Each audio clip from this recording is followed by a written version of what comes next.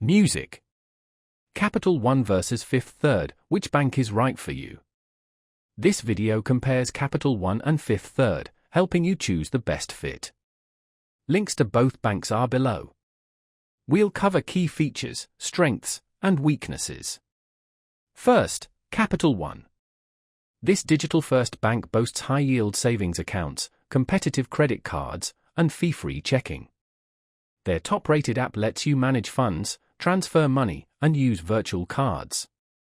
It's perfect for hassle-free, digital banking.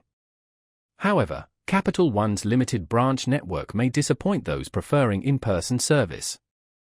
Fifth Third offers a more traditional experience with a vast branch and ATM network. It's ideal for face-to-face banking.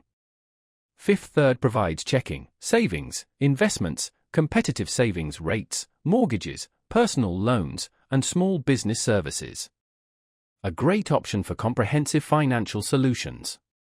However, Fifth Third may have higher fees, and their app isn't as advanced as Capital One's. So, digital-first, fee-free banking? Choose Capital One. Need a solid branch network and traditional experience? Fifth Third might be better.